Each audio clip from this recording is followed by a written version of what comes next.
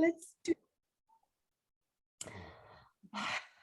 Okay, let me just like settle myself, right? Like I'm asking myself to feel grounded in my body, because so much of this conversation today, I feel like is not even coming from me, Molly. I feel like it's being asked of me to have with you today. And it feels big in a way that I'm not going to try and articulate. Sometimes I feel like when I feel something big coming through me, I start talking as a way to kind of like justify the intensity of what I feel coming forward. Does that make sense? Perfect sense. And I love that, because I have a really excited feeling too. So even if the words don't resonate with people, the vibration of what we're saying will get into their system and give them the necessary nuggets or upgrades of their cells that they need. So let's go. Fuck. Upgrades in your cells. That's exactly what I'm looking for in terms of what I believe is really important for us to focus on, not just in this conversation, but in what we are trying to transmute and share. The whole world, right, is upside down. But when I say that out loud, I actually think the world is as it has always been. And it's just we have shifted our focus and attention to certain things that are occurring for people. And my conversation with my community this week in particular has been that thinking globally, of course, is important, but we need to act locally. And when I say that, I mean take full accountability and responsibility for the way that you are treating the person next to you. Start there. I went to a birthday party on the weekend, and it was not for me or for a friend of mine. It was actually for a friend of my son's who's 4 years old. And so I took my son to this birthday party, and he's in daycare. And so you don't have much of an opportunity to meet many of the other parents, because daycare drop-offs are at different times. You might quickly say hello to someone. Connections and relationships aren't really formed at daycare drop-offs. So I show up to this party, and I have to spend the next 90 minutes to 2 hours with a group of people that I don't know. Now, most of the women within that group, they already knew each other, had some sort of connection. I'm not from here. That's been the story of my life, Molly, right? I'm not from here. I'm new here. And I just felt the way that I was positioned as an outsider, and that space wasn't held for me. Nobody was really interested in allowing me to kind of express who I was and what I could share and the way I could contribute to conversation. And it just felt really isolating. I felt all of those feelings, you know. High school Lena came through and like, you know, was having her moment of, oh, everyone's so awful. And I really... Fair enough, by the way. And I feel like we think it finishes at high school, but a lot of my friends who are mums have said the exact same thing that you said to me many times over. So it's interesting that, you felt that. Sorry, continue. I just wanted to validate what you were saying. Thank you. I appreciate that. And so I came away from that experience, and I felt like it gave me a beautiful opportunity to remember what it feels like to not feel seen, to not feel heard, to not feel supported, and how important it actually is for me in my life to be a person that holds space for others, and not in the woo sense of that word, but to be a person that actually exists to empower other people. And I do that in a lot of ways, and that is my focus at the moment in my life. And I've been sharing outwardly some of the things that I have started doing locally that I had kind of kept to myself. And I don't know why we feel like we have to be really humble and almost secretive in the way that we're trying to activate a sense of like contribution. So 2 of the things that I have done in the last kind of 6 months, my husband and I have decided that we donate a portion of our income to charity. We've committed to a certain charity, and we will do that forever. So that's not like a portion of our profit, it's a portion of our income goes to a certain charity. And let me just say, it's not a lot. We actually can't afford a lot, but the intention is there. And we just decided that if everybody waits to have some like great contribution to make, no contribution is made. And the second thing that we are currently in the process of is we are becoming accredited to be foster carers. So we're going to open our home, hopefully, to children and families that need our support. And so I share that because I think it's two kind of simple things that I've been able to activate within myself. And I just want to say, when I talk about taking responsibility, it's because I am actually fucking taking responsibility for myself. And you are leading by example. And you're not saying that people have to go out and do the exact same thing that you're doing. However, you are hopefully a mirror to people for them to activate something within them that works for their situation to do something of a similar thing. It's not bragging. You're allowed to share your story, and it is inspiring. And I hope more people stand up and say this. And I feel like we would be surprised almost at how many people are doing small little things like that. And if anything, it could just start a snowball effect to encourage more people. So speak. Speak. The reason and thank you as well. Thank you so much. Like, what a gift to be able to inspire people like that.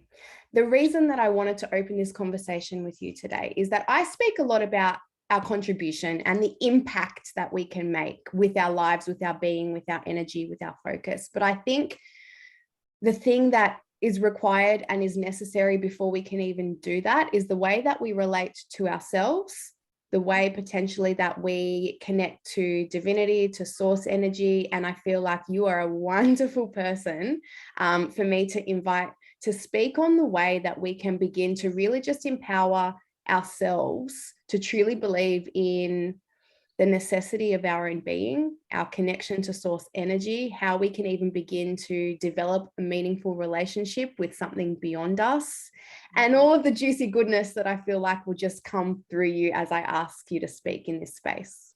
Totally. So I feel your connection with something bigger is basically at the chorus level just your connection to yourself. Because if you want to get like real into it, we're everything. We are everything. Like, we can be God, we can be, the angels, the universe, whatever. Like we are all of that. Like when you realize that you have everything inside you to make changes and make moves and do things, like you realize how powerful you really are. So I believe your connection to everything else starts with the connection to you first and foremost. So if this is just something that I say to everyone, if you're starting out in this space and you have no idea like where to even begin, I think the most basic thing a person can do before like going and doing 5-a-day breathwork course, and throwing themselves into like, sound healings like every day. You don't like, yes, great. If you want to do that, totally go for it. But the most basic, simple thing you can do is before you start your day, before you give attention to anybody else, you check in with you first and foremost, and genuinely take some breaths, put your hand on your heart and ask yourself how you're doing. Become aware of what's really going on. And as a result of just checking in with yourself, if you are doing this constantly over time, it's like a muscle, and you start to build up self-awareness, you start to build up your intuition, you start to have such a relationship with your innermost self and your body that if you keep doing it and stay consistent of checking in with yourself first and foremost, after 6 months, 12 months, like 3 weeks even, you'll get to a point when you know something isn't quite right, and you become so hyper aware that you can take the muscle that you're building out into the real world and start to really just No, well, question things, like not take things for face value. And I just feel like that's a good place to start, because you, for example, what works for you and what works for me could be two separate things. And also, meditation might work for me to get in touch with myself for 3 months, but then I might go off it. Like, I never want to put myself in a box, right? But if I check in with myself at the start of the day, I can ask myself questions like that. Molly, what do you need to be connected to yourself today? What do you need to stay grounded today? How do you want your day to go? Like, do you need to be a boss bitch today and have things in order? Let's plan it out. If you don't need to be a boss bitch today, what can you do for your soul today? Like, do you want to have a dance? Let's have a dance. It's just having a conversation with you first and foremost. And then I believe it's a muscle. And from there, you, as I said, you become hyper aware of everything that's going on, and it just builds and builds and builds until magical things start to happen, I guess. But that's the basic starting point, which I think is so important.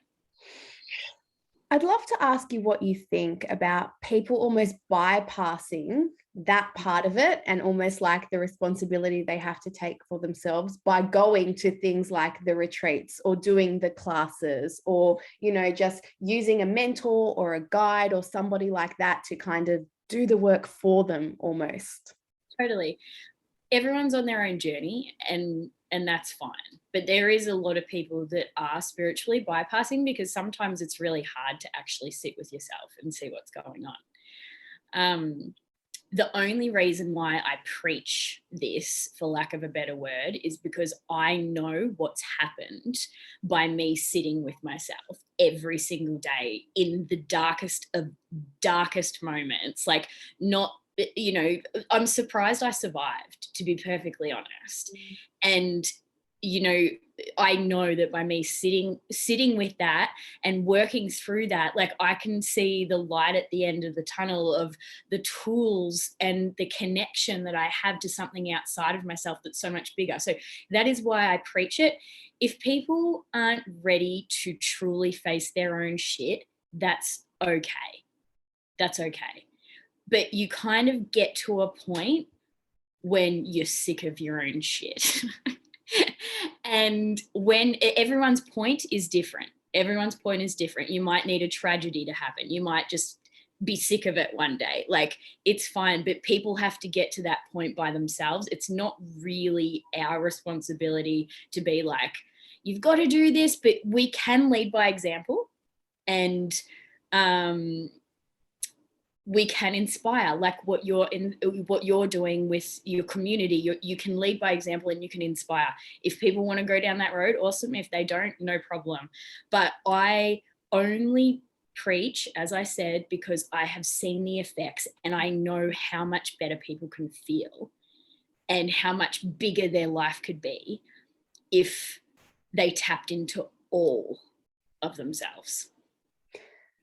As you say that, I think of courage. And I think that sometimes we think being courageous is this like outward, really loud expression. Like, I think like Mel Gibson in Braveheart, you know, that kind of visual of courage. And I think what I have found to be true for myself is that our courage is actually found in those quiet moments, and it's those drops of clarity. And it's that the ability to actually be with all of ourselves.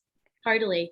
Courage, it comes in many forms. And so this is like something that I say to people, you know, some days you might need a day where you're in bed and you don't have the courage to get up. And I like have many of those days, still do.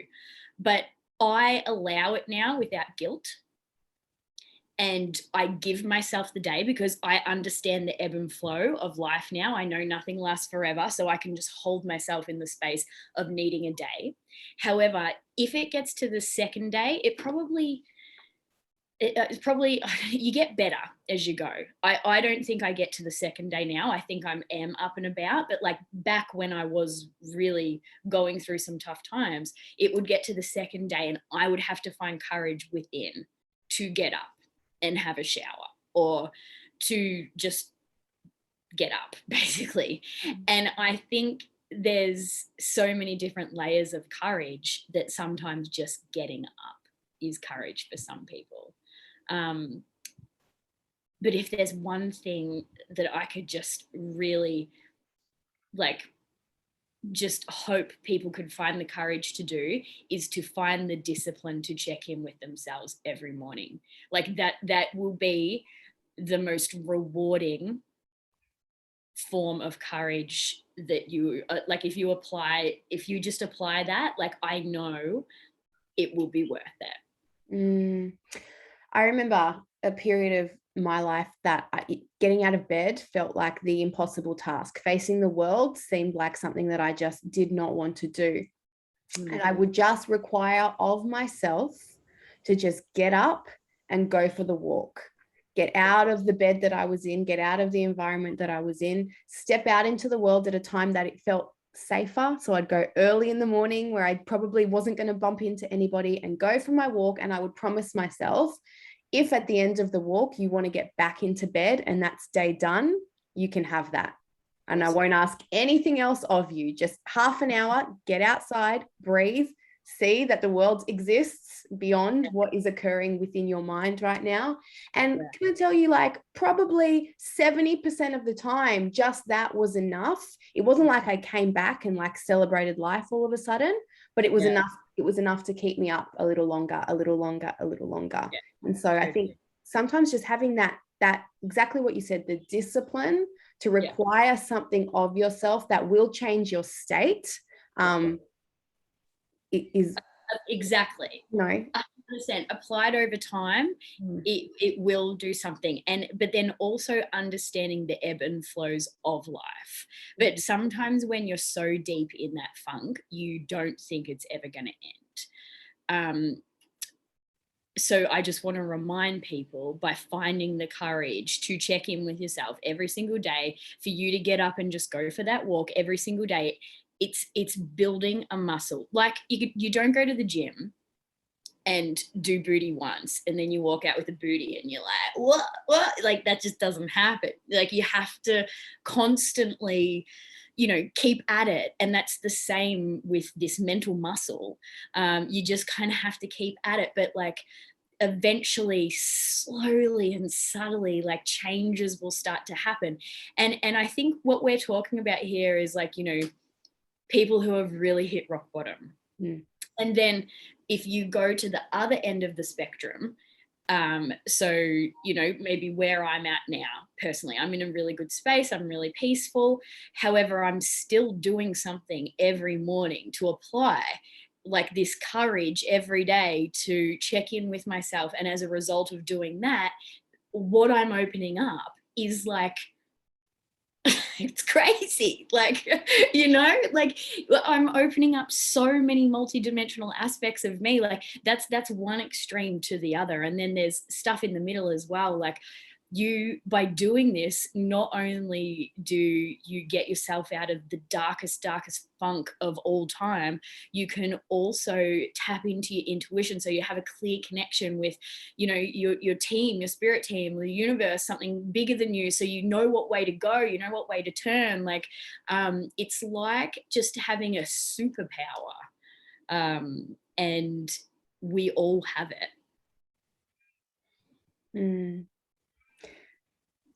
I want to ask you a question straight after this, but I just want to make the point for anybody listening. I think it's so easy to look at people that are presenting the things that they do that support themselves and to think it's so easy for them. They're so motivated. They've got their shit together. They've found a rhythm in their being that allows them to do this.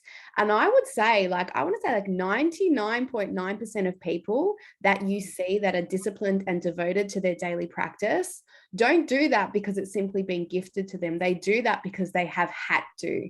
And if you look closer and if you ask the right questions and if they are willing to kind of unlayer and unravel and reveal more of their story, you will see that the success, for lack of a better word, or the feeling, the vibration that they are kind of choosing for themselves and cultivating for themselves has been a choice because they have experienced another way of being. 100%. And now I wouldn't have it any other way. And what I want to say, because like morning routine, a lot of people like think that's quite masculine and quite rigid, like blah, blah, blah. I'm a very feminine woman, very feminine. But I allow myself that masculine discipline of a morning, and it's just a time. It's just a time I block out, whether that's 1 minute, 20 minutes, an hour, however much time I have, I block myself out there. But within that time frame, it's feminine. It's whatever flows through me. It's whatever I need to do. And because I'm so connected, I can hear and ask myself what it is I want in that moment. I'm smiling and nodding because yes to all of that. I feel the same. I have always said that the way that I can depend on at least my morning to have the same structure allows me to go into the day with more trust and flow and ease, because there is at least something that feels solid.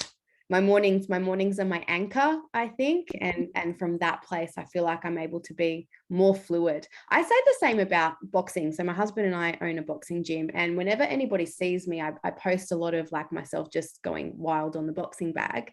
It is a very fierce, fiery energy coming through. And I think the assumption is that is who I am 24 hours of the day, that I must be this like, intense energy. And it's quite the opposite, really. Like I go to the bag to let that part of me have the place and space and context to come forward so that I can go into the rest of the day without that energy that's kind of bubbling up below the surface. Brilliant.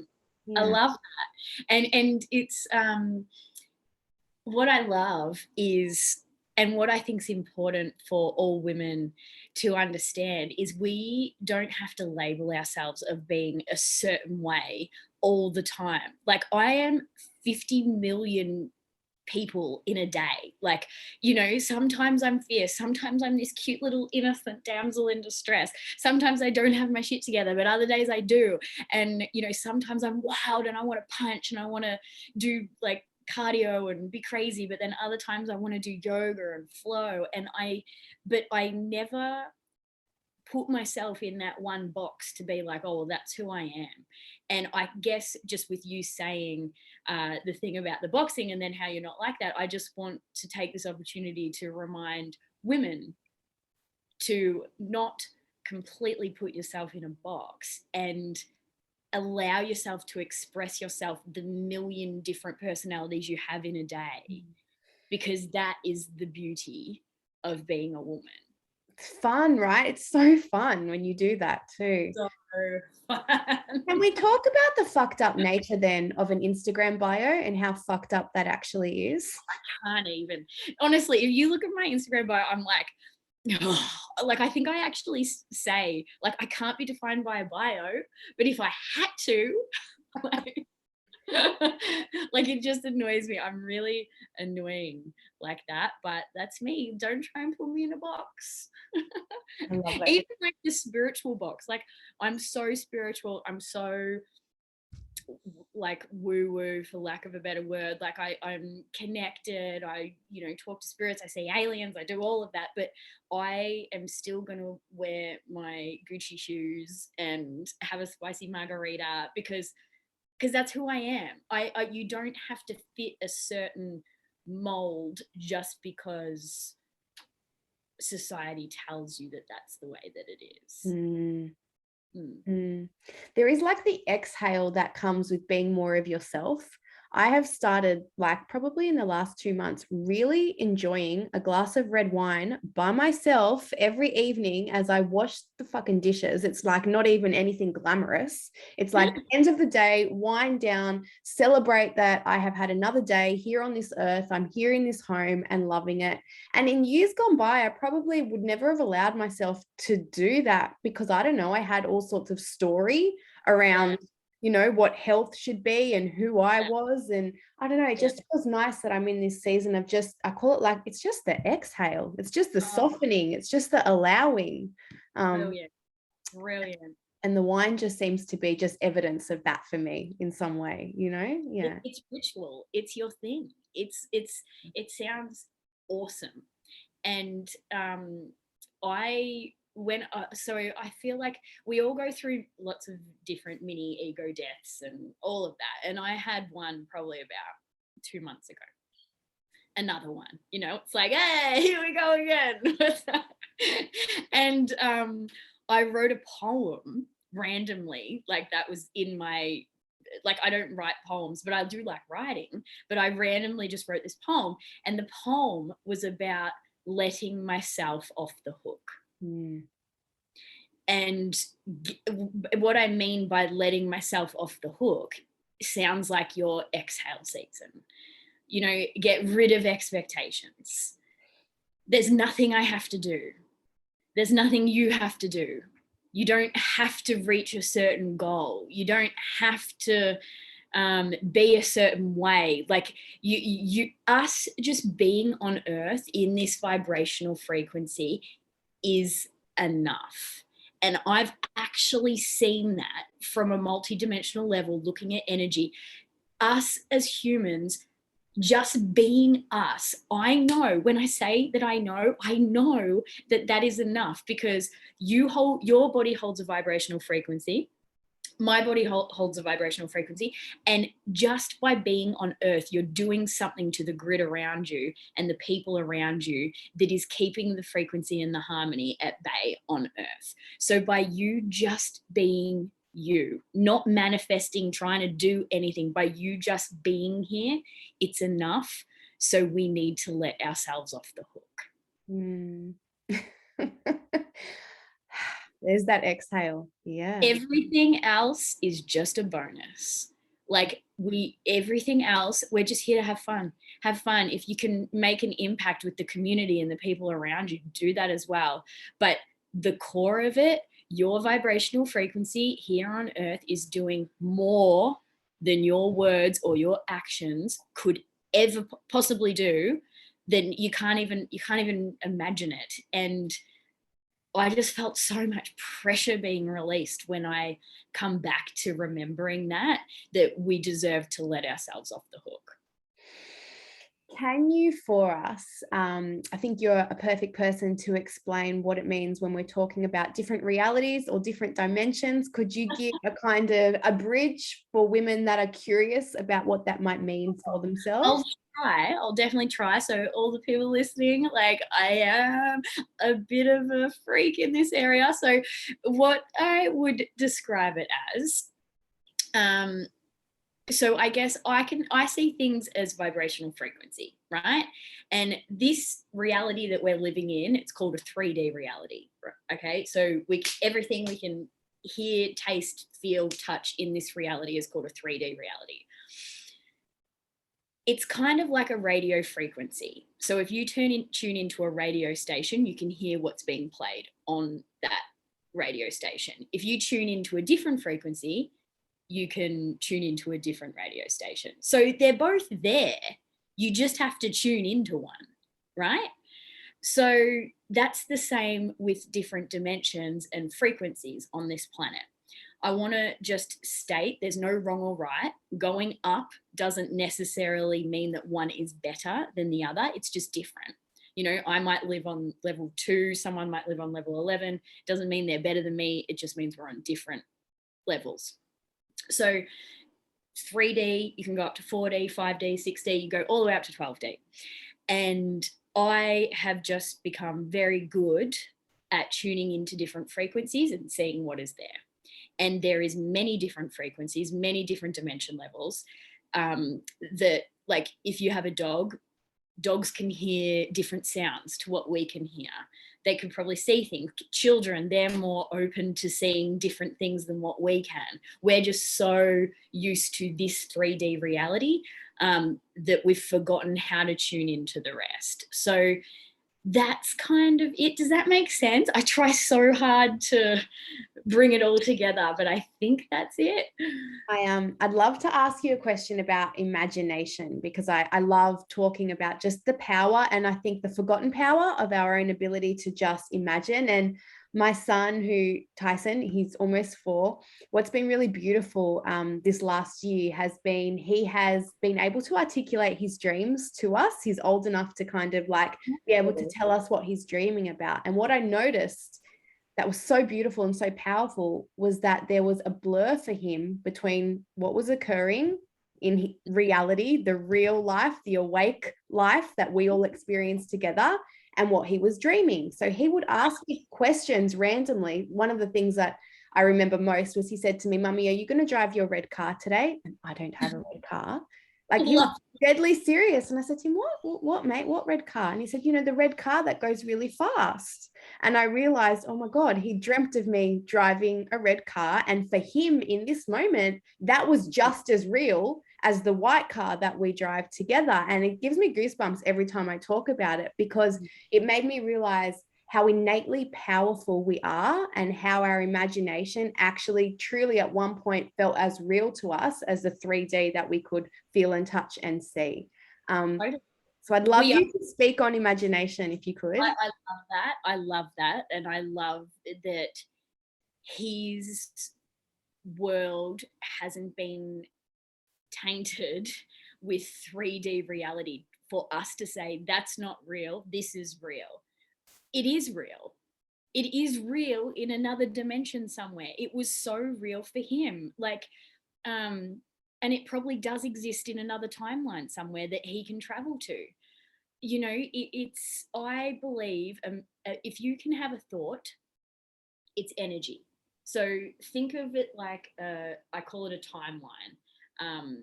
So say I think in my head, I want this red car, I want this red car, and I picture me driving this red car.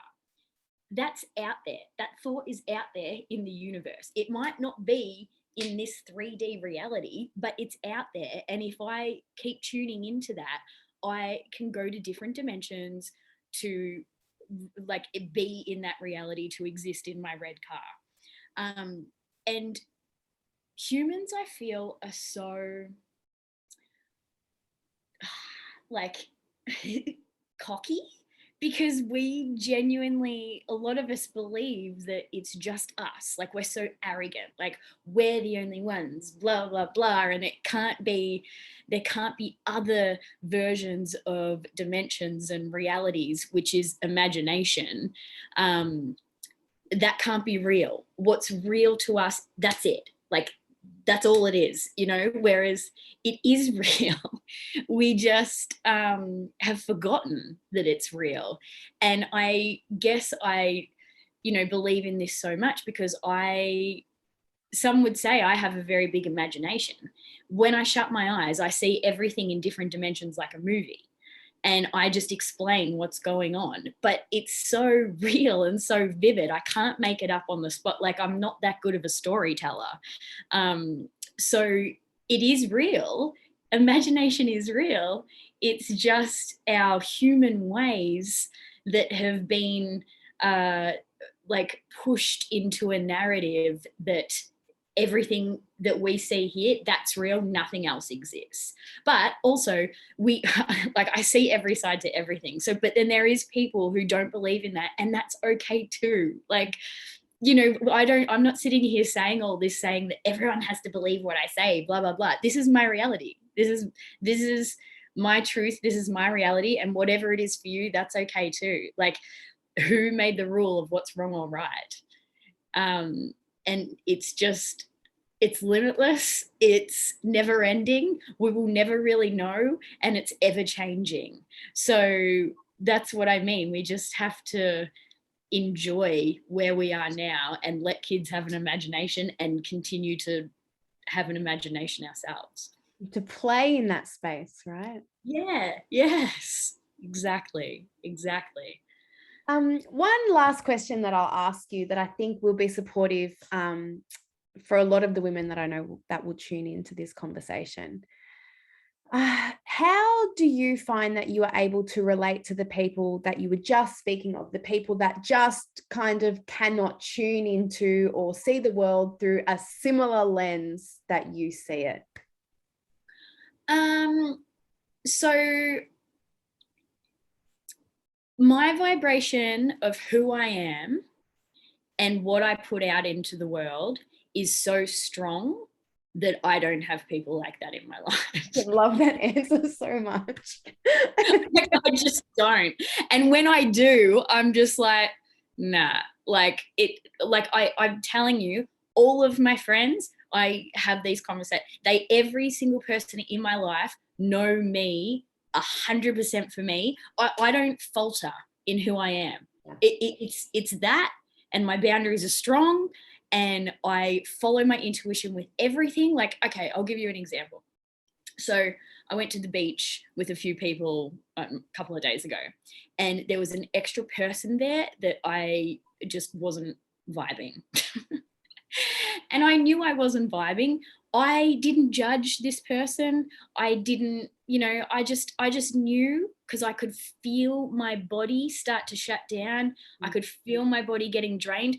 I didn't let myself stay in the situation long enough to be fully affected by it. I'm that turned on by my surroundings. As soon as I started to feel it, I was like, yeah, no. And I, diverted. Zero judgments. You do you, but I just don't have people like that in my life.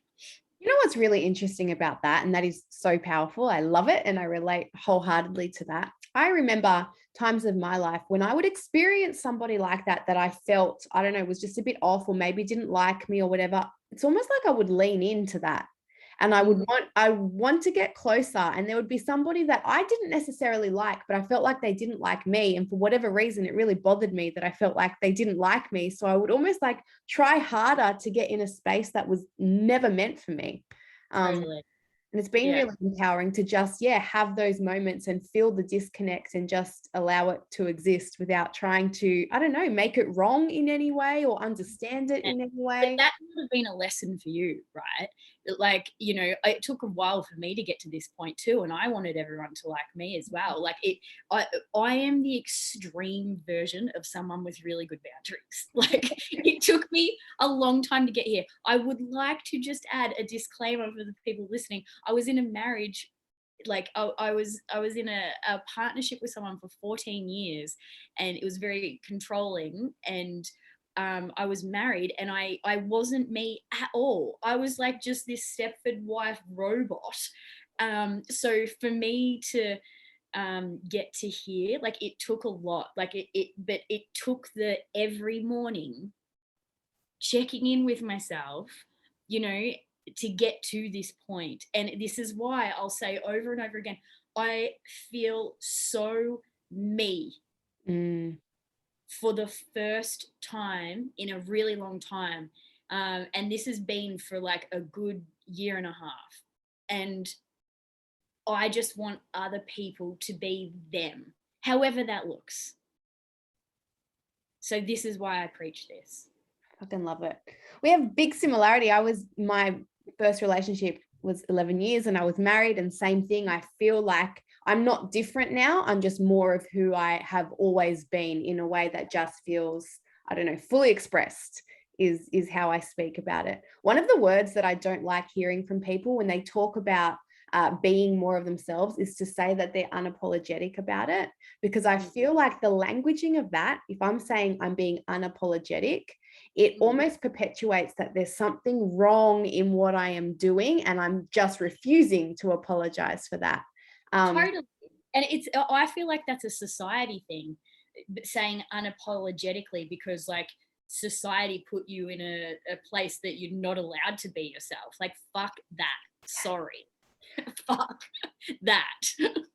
This morning I was doing a little bit of like, I'm not a person that like journals every day, but like I just sometimes will just have like these thoughts that feel like things, and I like write it down in the notes of my phone.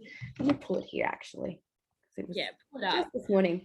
And I have written just 2 sentences, right? The inner rebel has been misunderstood. The inner rebel has been made to feel bad, naughty, dangerous. And I realized my inner rebel actually, I think, has been the wisest, kindest, most compassionate version of me. But she was made to feel like she was a rebel, but she's actually never been rebellious. She's just been different.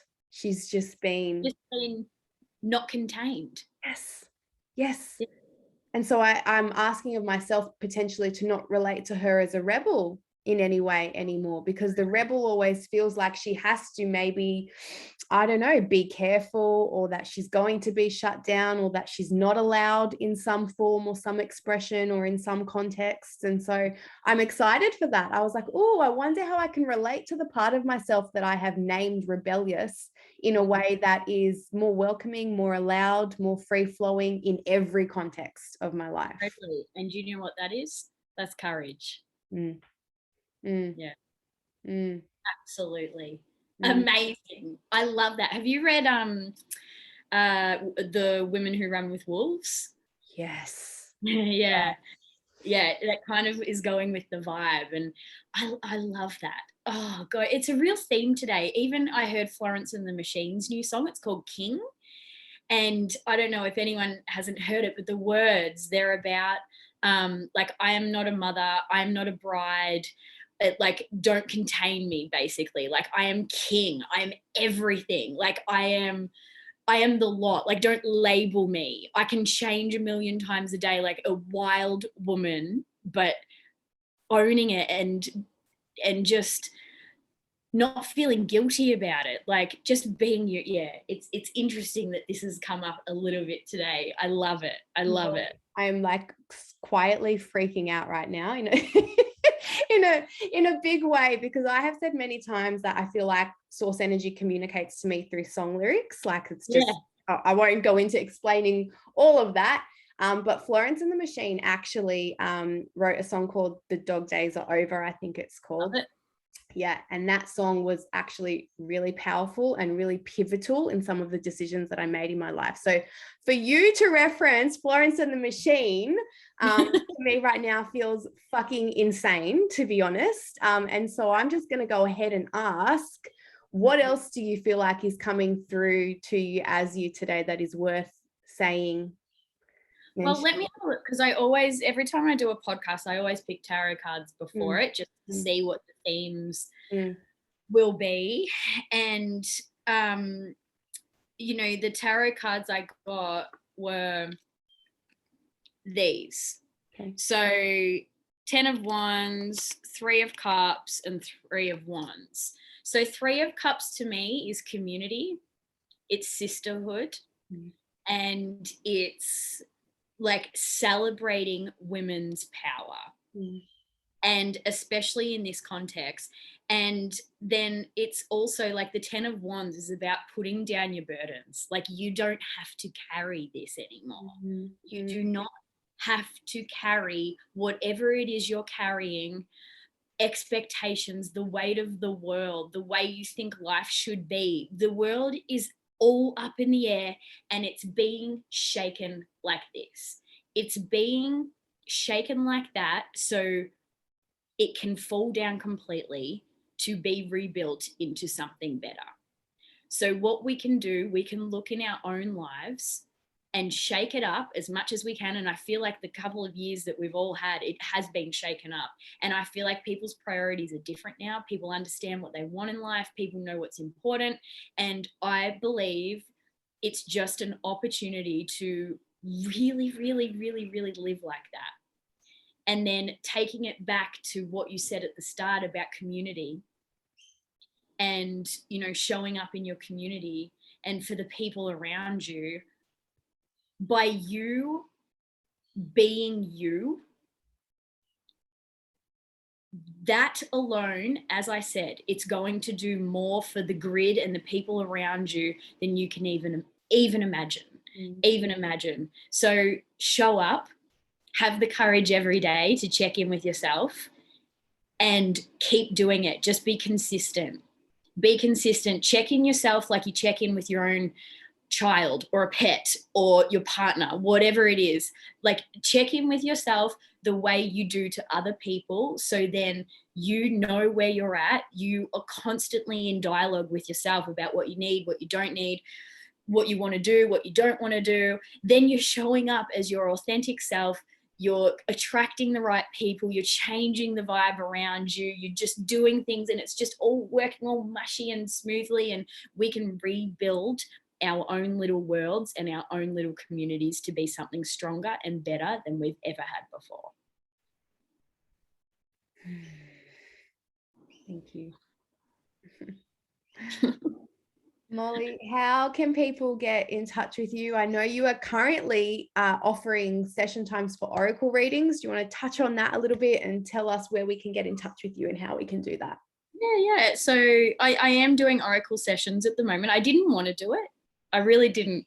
I tried so hard to be like, I'm like, nah, I'm not doing it. And like, it just got stronger and stronger and stronger. And now it's funny, like I only offer a couple of sessions a week, but the people who are getting through, they're just the most epic people. And by just aligning their spiritual bodies just a tiny little bit, like the vibration and the impact that they're having on earth by just being them is just so profound.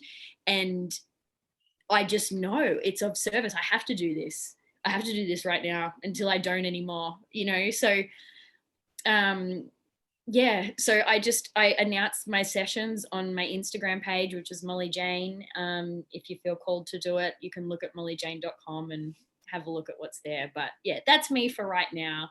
And we'll just do it for as long as we need.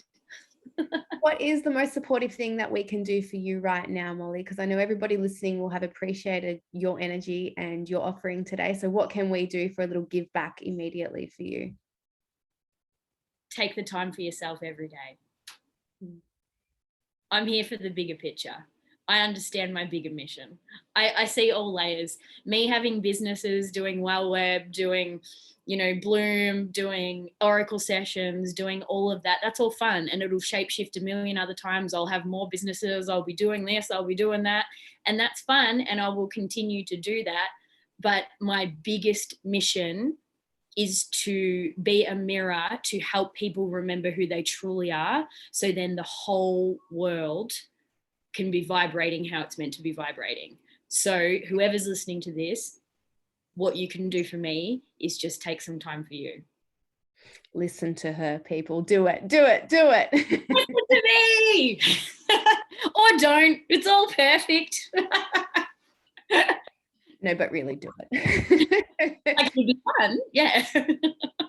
Molly, thank you so much for just your essence and your everything today. I really just appreciate you taking the time to do this. So many women out there say that they support women and that they are of service and that they are contributing, but only when it suits them and only if they feel like it's going to position them in a place that they want to be. And I know the here and the now for you could have been neither here or there. So I appreciate that you actually activated a yes for yourself and for me and for every woman that is connected to me through this conversation. And the reason I get to this point is because I work on myself every day. And if something's a yes, it's a yes.